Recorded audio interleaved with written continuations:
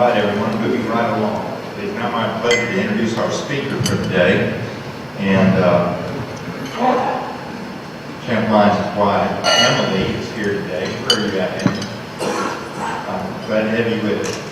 And I want to just make a few comments because I want to give Champ plenty of time to speak. This is going to be an interesting presentation for you here, I think. And it is right in point with the theme of Law Day this year. Most of you know Champ Lyons already. He graduated from Harvard University in 1962, attended the University of Alabama School of Law, and after graduating from the Alabama School of Law, he was the law clerk to a United States District Judge, Daniel A. Thomas. And that sort of plays into what he's going to talk about to you here today. Other than that, he's the founding member of a local firm, Helmsley, Lyons, Sims and Leach, and he was the president of our Bar Association in 1991.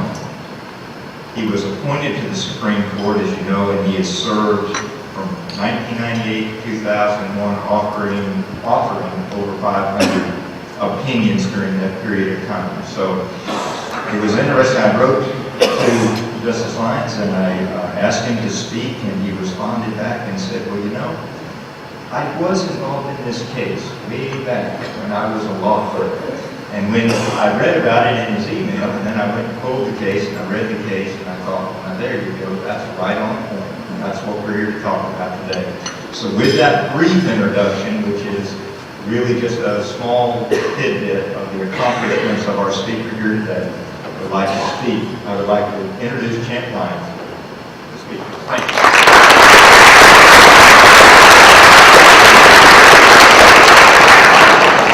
Thank you, David. It's a pleasure to be back with the Mobile Bar Association. When I was asked, I looked up on the internet theme for Bar Day this year, and I'm quoting from the website of the American Bar. As we approach the 50th anniversaries of the Civil Rights Act of 1964 and the Voting Rights Act of 1965, the 2014 Law Day theme, American Democracy and the Rule of Law, Why Every Vote Matters, calls on every American to reflect on the importance of a citizen's right to vote and the challenges we still face in ensuring that all Americans have the opportunity to participate in our democracy. And that calls to mind a case that I participated in as a very young lawyer. And I want to begin by asking for a show of hands. How many of you here were born after May 3rd, 1966?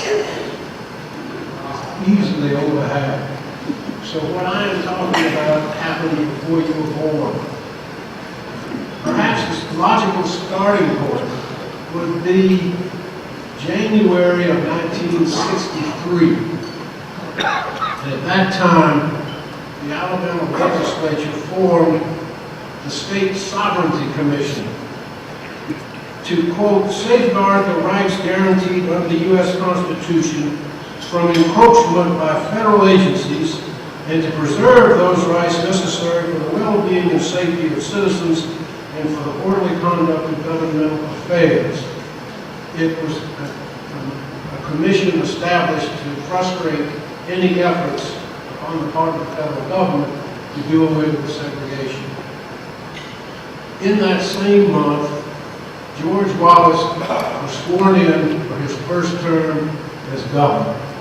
And I'm sure, as you have heard in that inaugural address, he said, segregation today, segregation tomorrow, segregation forever. Forever lasted less than 5 months. In June of 1963, George Wallace made his famous stand in the schoolhouse door in front of what we used to call Foster Auditorium. I don't know what they call it now. And President Kennedy federalized the Alabama National Guard, and the then commander of the Alabama National Guard instructed Governor Wallace to step aside, and he did. And Vivian Malone was enrolled at the University of Alabama. In November of 1963, President John F. Kennedy was assassinated. President Johnson took office, and there became a strong push to enact civil rights legislation as a memorial to the slain president. In 1964, the first Civil Rights Act was passed, and yet it did not deal directly with interference with the right to vote. And the forces behind that movement rallied and started a plan of a march from Selma to Montgomery. And so we go to March of 1965, and there was then in Selma a sheriff named Jim Clark, and he was an outspoken racist, and he arrested demonstrators by the hundreds using mounted posse. He had a reputation for being a very strong believer in preserving the status quo. The Justice Department had a symposium in October of 2011 where the various speakers spoke of famous cases during the Civil Rights era, this being one of them. And at that, one of the speakers said, "We might have expected that a major challenge would confront us in the Dallas County primary election. Sheriff Clark used cattle prods in evicting 4 black students who sought service at a local drive-in restaurant." This was under the Civil Rights Act of '64. He was an interesting figure. He's got this classic knock the chip off my shoulder expression. And you notice his lapel pin, you can't read it, it says never. And so, when Bloody Sunday happened in March of 1965, he was leading the forces to frustrate the march and knock the people back from the Edmund Pettus Bridge. You can see in his right hand, he's got both a billy club and a cattle prod. And his activities became the subject of national debate.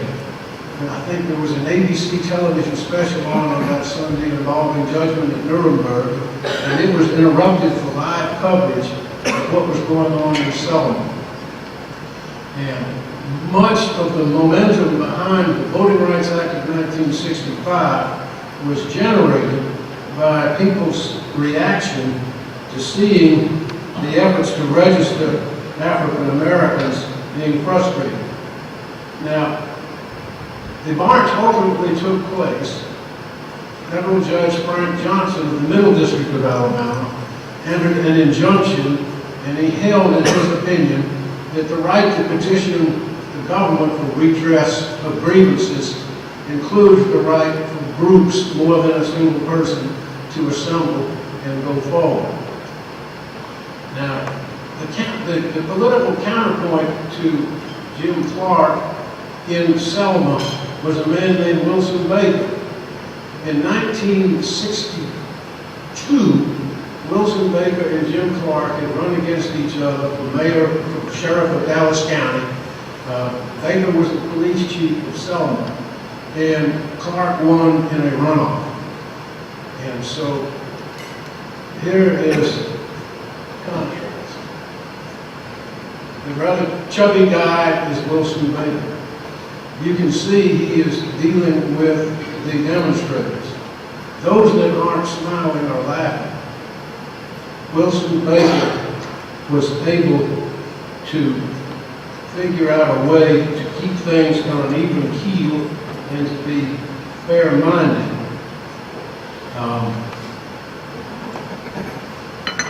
Clark arrested demonstrators by the hundreds Baker stepped aside and allowed them to go to the courthouse as long as they didn't violate the law. This is according to a newspaper account at the time. The first arrest in those days was when he hauled a white man in from the street after he had struck Dr. Martin Luther King. People have a right to go to the courthouse and get registered, he said.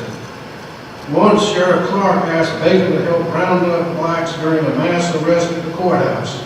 Baker refused, saying it was not a violation to enter the front door of a public building.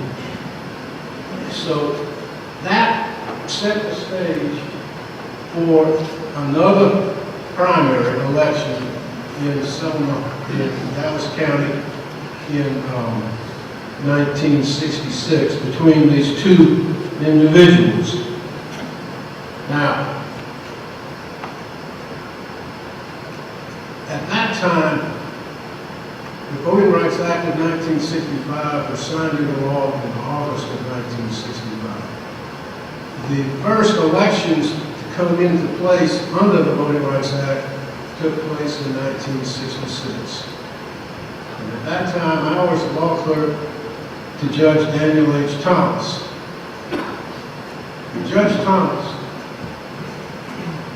when we talk about folks being old Mobile, Judge Thomas was old Prattville. He grew up in Prattville. His mother's maiden name was Pratt. You can't get any more old Prattville. Judge Thomas went to law school at the University of Alabama, went to college there before that, and came down to Mobile in the early 1930s and went into partnership with my grandfather. He practiced law down here for many years, and in 1950, President Truman appointed him to the federal bench. And that, Judge Thomas, I think he was the most unimpressed with himself federal judge I ever met. He was a man of no pretense. To put it in perspective, I think we've got a magistrate judge here today. Back then, they were United States magistrates. They weren't called magistrate judges, and they had very, very limited authority compared to today. In the entire state, there were 5 U.S. district judges. 1 in Mobile, 1 in Montgomery, 3 in Birmingham. So when I came to the courthouse as a first-race young law student, I became Judge Thomas's law clerk. And I wanted to be able to turn this off so I wouldn't have to sit there and let you all make me look at it. Judge Thomas went to the judicial conference for the 5th Circuit in San Antonio that year. For those of you who are wondering about the 11th Circuit, back then the 11th Circuit didn't exist. And he said to me, I want you to go up to the Northern Division counties in the Southern District and compare some court files of cases that had been removed to the federal courts under a provision for removal of civil rights cases that has since been repealed. And make sure all of those court records match up with what we've got. And so while he was going to San Antonio, I went up to the Northern Division, and I got a motel room in Selma, and I went coordinating out from there. The election was Tuesday of that week. There was a heavy presence of Department of Justice officials, and they were all staying at the same motel houses. And come the election night, when there's nothing else much to do in Selma, I decided I'd go to the courthouse and just see the returns come in.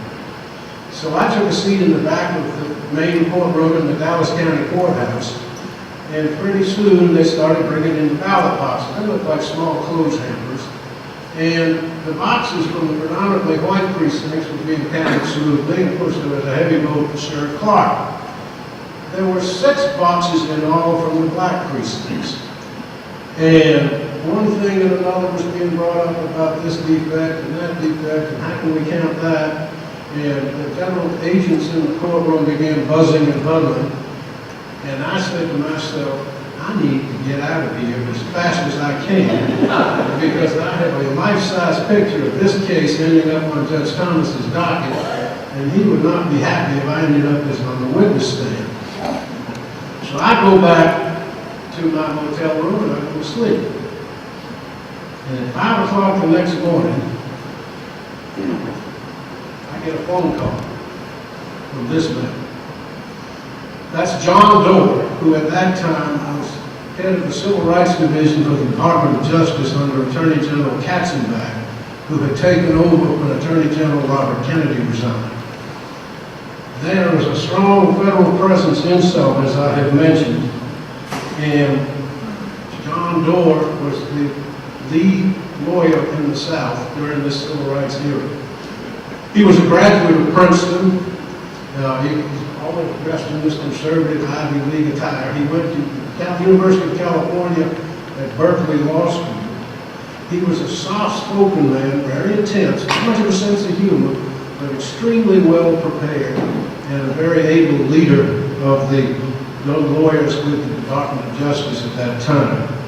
My phone rings about 5 or 5:30, and his voice comes on and says, "Champ, we had met before. This is John Doe. I need to get in touch with Judge Thomas. We need to get a temporary restraining order to protect these ballot boxes from being destroyed." And I said, "Well, Mr. Doe," that's what I called him, "you're not going to believe this, but Judge Thomas and his wife are now in Mexico. They had gone from the judicial conference in San Antonio down to Mexico on a vacation." And so he said, "Thank you very much. We will go elsewhere for relief." And they got in their car and drove to Montgomery and tracked down Judge Frank Johnson on a golf course at Maxwell Field. And he entered the temporary restraining order authorizing the U.S. Marshal Service to take custody of the 6 ballot boxes. He appended to that order a note that said, "This is the last order I am entering in this proceeding." Judge Johnson was very sensitive about forum shopping. This was a Southern District case, and he didn't want to be seen as jumping into it. And so it was on Judge Thomas's docket. And the Marshal Service brought the boxes back to Mobile where they were kept under lock and key, and the Justice Department went to work sorting through it.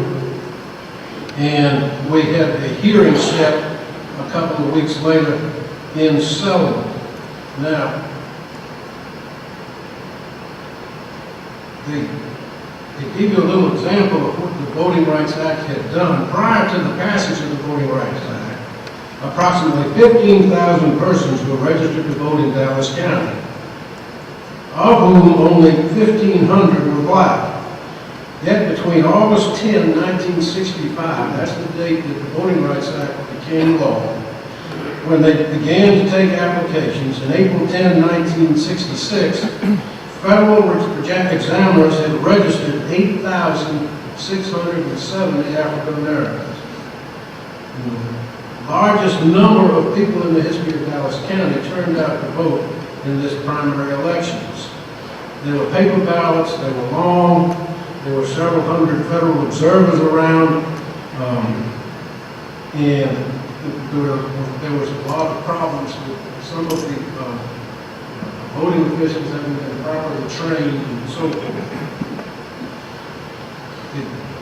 At the trial, John Doe and another lawyer represented the United States. And this man, Frank Mizell, who is described in the reports as an ardent segregationist, represented the Alabama State Sovereignty Commission, and he came in and defended the Dallas County Democratic Executive Committee, because it was the Dallas County Democratic Executive Committee that had refused to count the votes. So at the hearing was a bench trial, because it was an injunction. We were in the federal courtroom in Selma, and all the ballot boxes were sitting up there. And the results were summarized, and frankly, what had gone on was a lot of nitpicking being relied upon as a reason not to count the votes. And so after the hearing was over, Judge Thomas took the matter under submission, invited proposed findings of fact and conclusions of law from both sides. And we came back down to Mobile. And the closing argument is memorable because Frank Mizell began by saying that this was the result of arrogance on the part of the federal government to come to Alabama and interfere with the local election. This was the first case in the history of the country where the federal court had been asked to intervene in a local election. And John Doerr, in his closing argument, responded, and I'm quoting, "This is a case of arrogance on the part of a small group of men who, because they do not like the results of an election and the free expression of will of the people of Dallas County, swept all the votes out and into a basket. That isn't what America's all about, and it's time every one of us stands up and tells them, no, it has to stop." So, Judge Thomas said to me, draw up an opinion, making them count the votes. And so I set to work on that. And the Department of Justice filed their findings, proposed findings, and in the conclusions of law section of their proposed order, there was many cases involving federal courts deciding federal election laws and how to count votes. And I said to Judge Thomas, I'm not so persuaded that we should follow federal law on this, because there is Alabama law that we've had for years involving elections. Let's see if we can find some authority under Alabama law. And he said, that's fine, you find it. And so I went to work on that. And in the opinion, Judge Thomas's opinion, it said, although Section 12F of the Voting Rights Act gives this court jurisdiction, regardless of whether state remedies have been exhausted, this court takes the position that the procedural regulations for Alabama elections found in the Alabama Code can and will be enforced with due protection for all the citizens of Dallas County, white as well as Negro. The object of judicial intervention of this nature is to ensure, as far as possible, the effective administration of the Alabama election statutes without abridgment of the right of any citizen to vote and have the vote counted. And continuing, he said, it is true that the 15th Amendment protects the right to vote from the effects of racial discrimination, but with all due respect to the U.S. Constitution, this court need look any further than the Supreme Court of Alabama for the words that shall set the standard for the tabulation of the votes in 6 boxes. And then the opinion cites a case decided in 1873. And there the Alabama Supreme Court said, quote, to declare said election invalid on account of the ignorant but no doubt honest mistakes and irregularities of the inspectors or those who acted as such would be to visit their mistakes upon those who were not in any wise the cause of or responsible for them, would also be in violation of sound public policy. To adopt technical and stringent rules in the construction of our election laws will, in most cases, defeat the very object and purposes of said laws, and to regard the honestly and fairly expressed will and desire of the people, which it is manifestly its purpose and intent to secure and carry the law into effect. And that fit like a hand to a glove, and that became the centerpiece of the opinion. And when Judge Thomas expected me to be in the courtroom at all times when he was on the bench, when he was in the middle of a trial, he wanted to be able to beckon me to approach, to send me out to check on something, to do some research. In this case, it was the only time he said, made him say, he says, I want you to be writing this opinion. And so I had an electric typewriter, but I didn't have any word processor. We used white over it. I didn't have cut and paste and lock in quotes, and so I came up with a draft. And I felt that as a law clerk, it wasn't my place to really put any kind of heat or strong language. I wrote it bland, with the idea that if he wanted to add a little bit to it, he could. And so I went in there with the draft, and the jury trial going on, and I brought it up to the bench, and he told the lawyers to hold off for a minute, and he read it, and then he whispered to me, I want you to add this. And he dictated, the court did not hear any evidence indicated that votes were bought or sold, that boxes were stuffed, or that there was any misconduct on the part of polling officials or voters which could be construed as even approaching fraud. And so I went back and dutifully put that in. And the order was entered, the injunction issued requiring the counting of the votes. And after that injunction was issued, the result that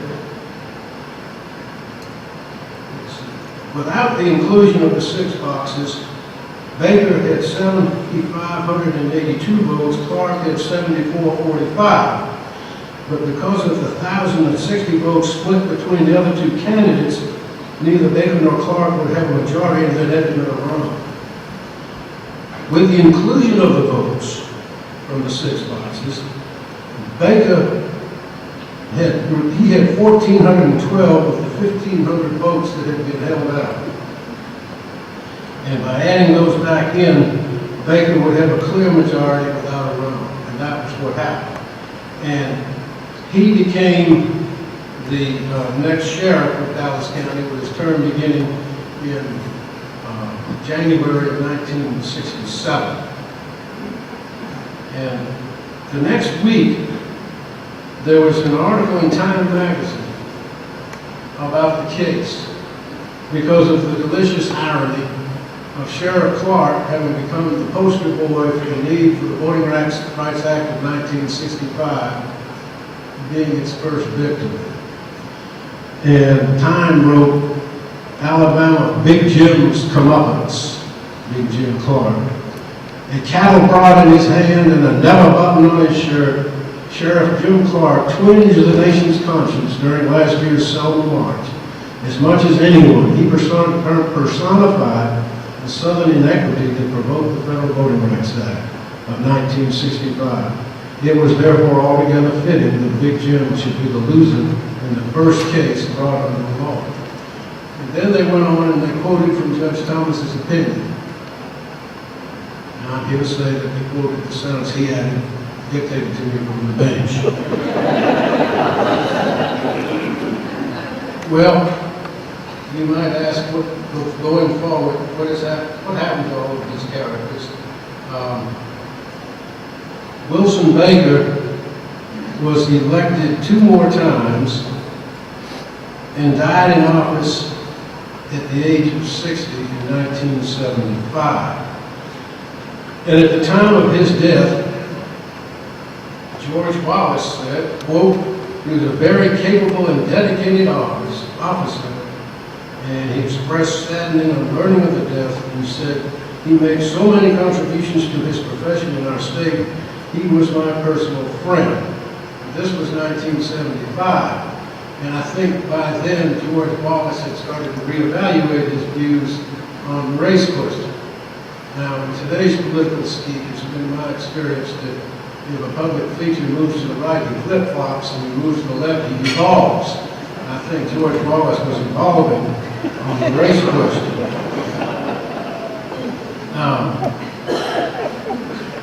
Frank Mizell, his gig with the Alabama State Sovereignty Commission played out in the late 70s when the legislature sunsetted the Sovereignty Commission, and he died in the year 2000. Judge Thomas lived on for many more years. He died in 2000 in his 90s. I only had one conversation with him after I was a judge, and it was by telephone. I was in my office in Montgomery, and he was at his home in Mobile, and he was in very poor health. His mind was sharp. And he made a statement to me that was just vintage Judge Thomas. He said, Champ, if you're making both sides mad, you're doing your job. Which was not bad advice for a judge to hear. Now, what happened to John Doerr? See if I can make this work.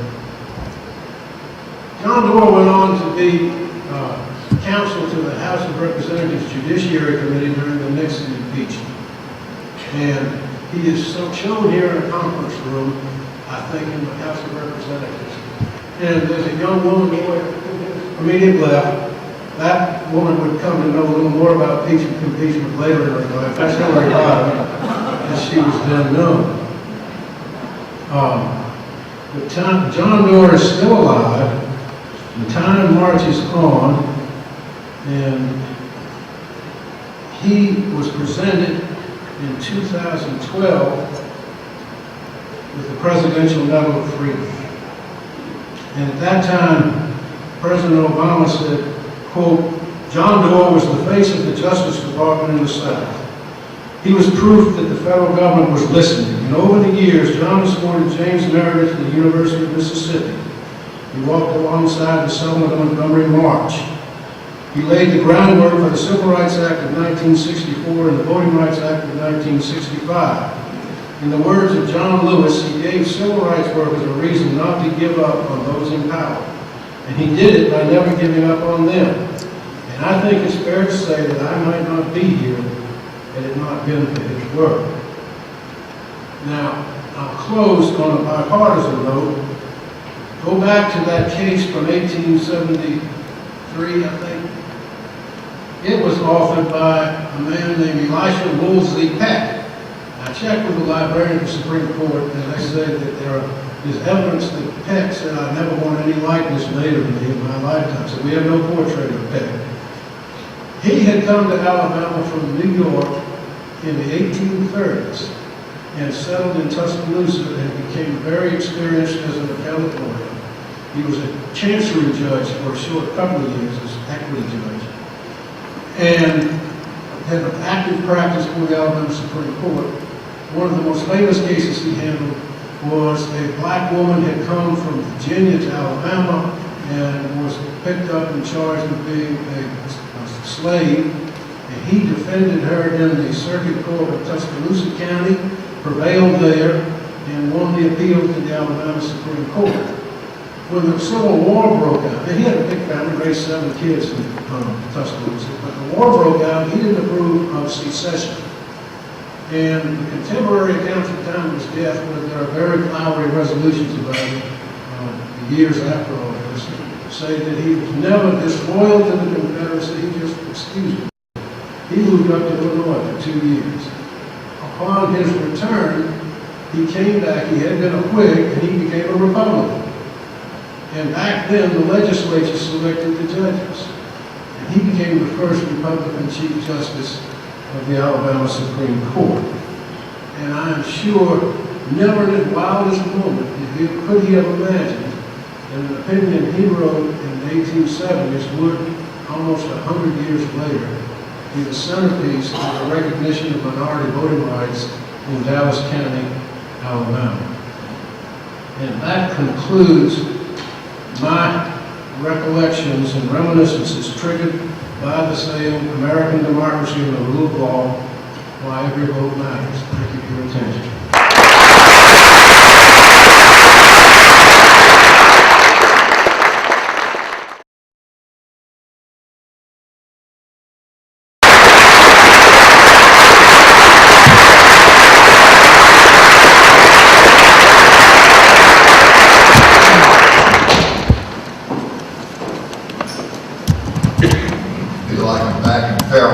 Listening to John Payne, somebody explain something in history to me.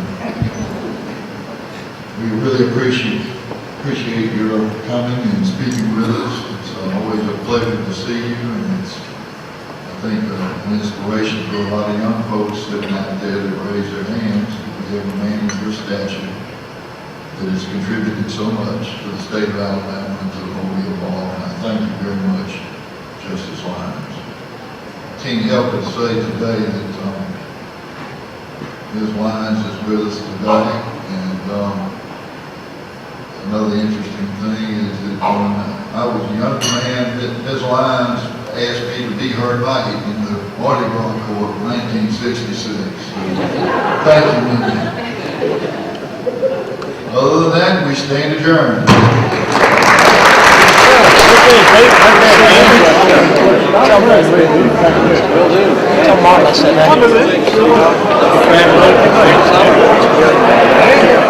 Man. Good to see you too. You look well. You look like you're enjoying this gentleman.